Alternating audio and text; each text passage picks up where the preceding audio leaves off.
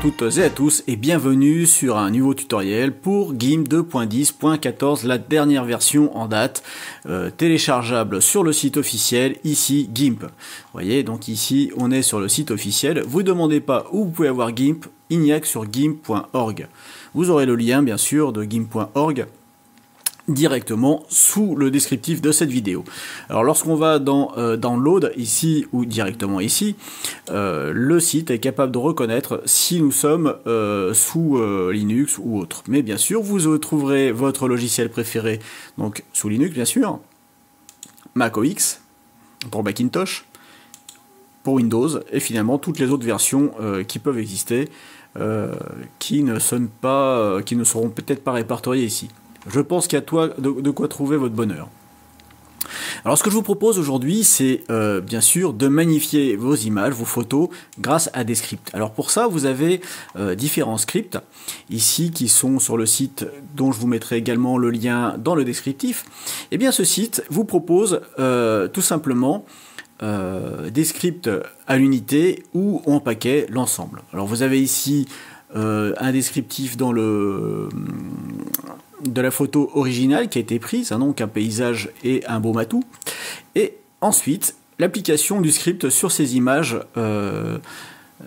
juste ici. Donc on va voir le mot, etc., etc. Donc vous en avez ici un certain nombre qui sont plus ou moins sympas, qui vous plairont plus ou moins. Par exemple ici Vintage Look Script, il est plutôt pas mal, hein, il y a une espèce de désaturation des couleurs.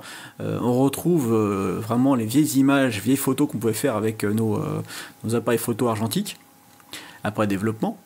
Et on a donc comme ça une série. Alors tout en bas, on va avoir tous les scripts. Alors si je clique ici sur View All, je vais l'ouvrir dans un nouvel onglet.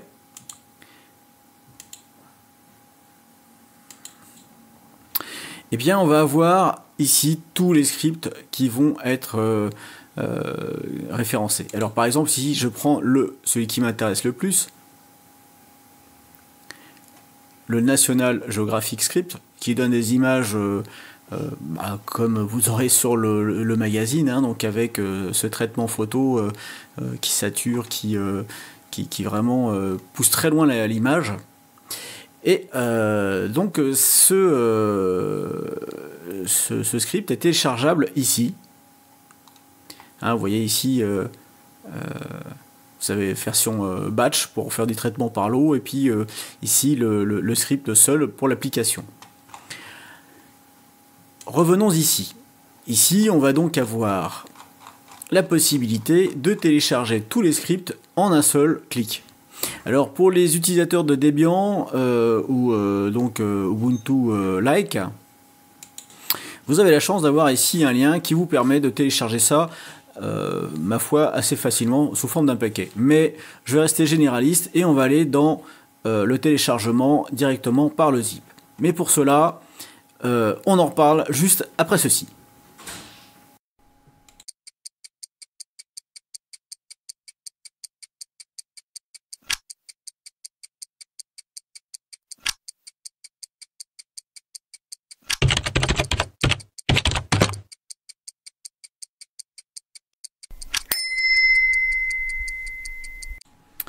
Donc, vous allez avoir ici dans la version de GIMP la possibilité de télécharger des filtres, comme nous avons pu voir sur le site assez facilement. Pour cela, il faut connaître le lieu où télécharger les filtres. Pour ça, on va aller dans Édition. Dans Édition, on a Préférences. Dans Préférences, on va voir ici sur la partie de gauche les différentes parties qu'on peut modifier ou consulter. Par exemple, ici le thème des icônes.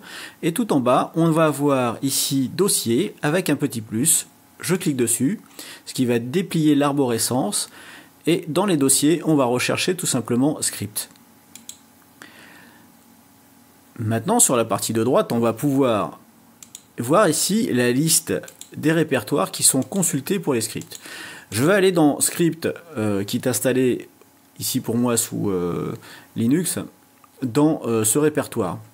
Alors pour simplement, donc je clique dessus pour valider cette ligne, je vois qu'elle apparaît ici en haut, Et ce qu'il faudrait que je fasse maintenant, c'est tout simplement aller ici, dans afficher l'emplacement du fichier dans le gestionnaire de fichiers. Je clique dessus.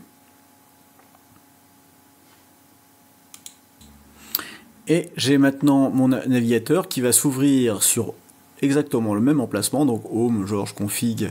Alors ici, .config sous Linux, ça veut dire que c'est un fichier caché, donc sous Windows ou macOS, il peut être caché également. Mais ceci dit, comme on va chercher directement via cette icône la bonne adresse, il ouvre à l'endroit id1. Alors évidemment, vous n'êtes pas sur script, donc il faut chercher ici dans l'arborescence le dossier script. Je double-clique dessus et j'arrive dans un dossier qui est totalement vierge. On retourne sur le web et ici, donc on a elsamuko.zip. Je clique dessus et on me propose l'ouverture ou l'enregistrement du fichier zippé. Alors, je vais donc télécharger l'archive et pour ça je vais faire OK et je vais télécharger directement dans le répertoire config gimp et script. Donc vous pouvez très bien, si vous n'arrivez pas ici à retenir le nom de tout ça, aller dans GIMP ou ici sur le navigateur tel qu'on l'avait exploré et copier l'arborescence. Alors ici sous Linux, je vais juste faire un modifier et dans modifier, je vais faire une sélection, cliquer, copier. Je retourne ici sur le nom de fichier, je vais me mettre devant, juste devant le nom du fichier, un clic droit, coller,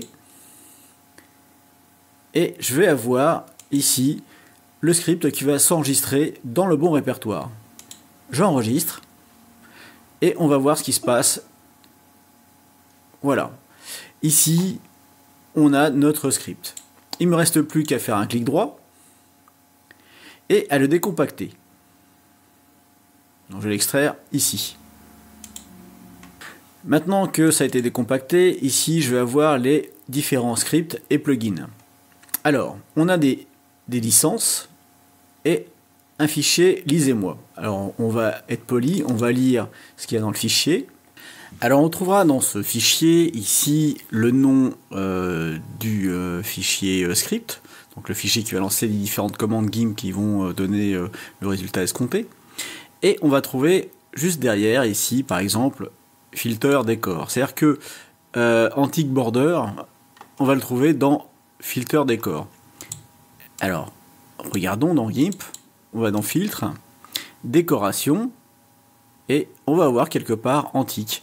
Donc vieux, voilà, vieille bordure, voilà, antique photo border. Vous voyez, on va retrouver ici le script tel quel.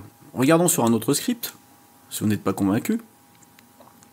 Et voilà, on va avoir par exemple ici, si on regarde différentes layers, la différence entre deux calques, on va le trouver dans le truc layer. Alors ici c'est en anglais, donc en français ça va être calque. Par exemple, moi ce qui m'intéresse c'est le National Geographic. Eh bien on va le trouver dans filtre et générique. Alors si on va ici dans filtre, générique, eh bien je trouve bien mon National Geographic. Alors, la partie plugin, je ne vais pas m'en occuper parce que les plugins, je ne suis pas bien sûr qu'ils soient à jour pour la version de GIMP que j'ai aujourd'hui, donc je m'en occupe pas. Par contre, la partie script, je vais double-cliquer dedans. Je vais faire un CTRL A, ici, et tout sélectionner et les installer, puisqu'en fait, je n'avais rien d'autre dans GIMP. Alors, je vais juste prendre un cliquer, glisser. Je vais le déplacer dans script. Voilà, donc maintenant si je suis ici, ils sont là. Je peux maintenant refermer cette fenêtre. Je n'en ai plus besoin. Ici, je vais juste réinitialiser les dossiers script foo. Voilà. Et je valide. Je vais maintenant regarder ici dans les filtres. J'ai toujours... Voilà, actualiser les filtres fous.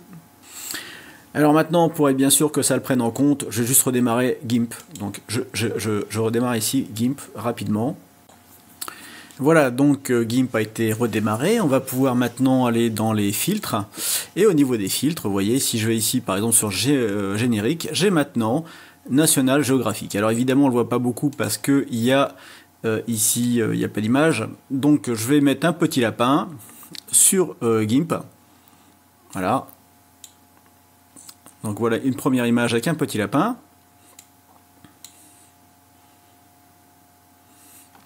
Je vais dupliquer ce petit lapin pour voir la différence.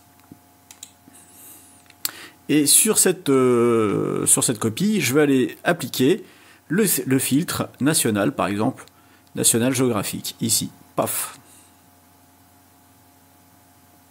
Donc je vais le laisser tel quel, hein, ici. Donc il y a neutral. Ou alors on peut aller vers une teinte un peu plus rouge ou un peu plus bleue. Alors je vais rester sur neutre moi, et puis je vais valider. Alors comme vous pouvez le voir, en fait le script va lancer un certain nombre d'opérations qui vont donc sous GIMP, qu'on pourrait faire sans ce script, hein, qu'on pourrait le faire manuellement en cliquant et en déroulant les menus, avec certains réglages, de façon à obtenir l'image finale.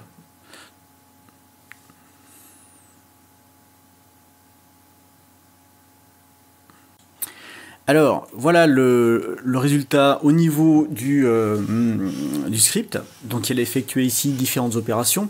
Alors, pour pouvoir voir aisément ce qui s'est passé avant-après, j'avais fait donc ici, j'avais mon calque original, et j'ai créé un groupe de calques dans lesquels j'ai tout simplement glissé les différentes opérations du script, ici. Et on peut voir maintenant l'image. Alors, je m'étends. Voilà, l'image après l'application du filtre, et ici, avant l'application du filtre.